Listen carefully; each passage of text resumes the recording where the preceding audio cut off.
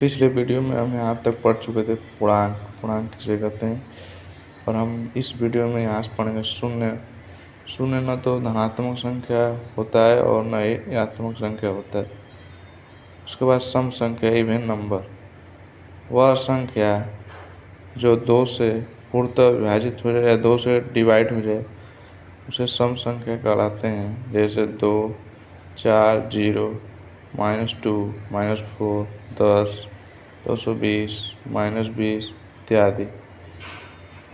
Note में विशेष बातें, important बातें, सम संख्या अनंत होती है, इनफाइनाइट होती है।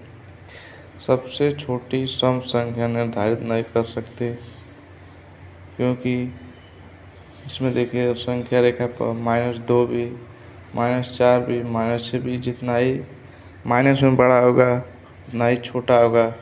इसलिए छोटी सम संख्या निर्धारित नहीं करती।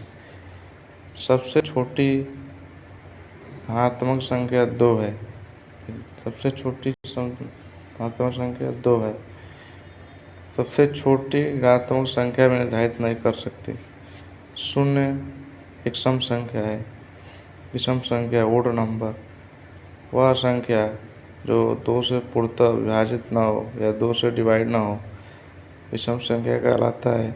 जैसे 1, 3, -3, -5, -7, -19, 23, -7, -32, -32 नहीं 33। नोट में विषम संख्या भी अनंत होती है। सबसे छोटी विषम संख्या निर्धारित नहीं कर सकते।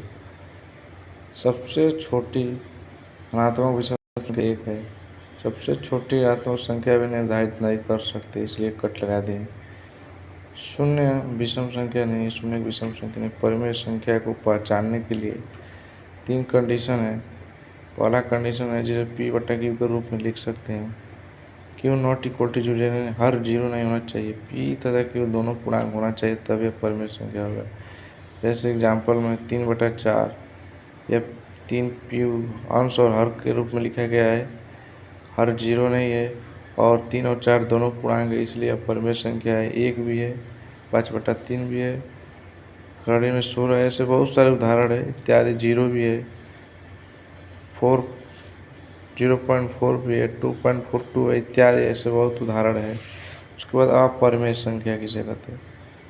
अपरिमेय संख्या जो तीनों कंडीशन पर काम ना करे उसे अपरिमेय संख्या कहते हैं। जैसे करड़ी में 5, में 7, रूट में 19, में 23 इत्यादि। अब बहुत सारे उदाहरण है। ये भी उदाहरण हो सकता है।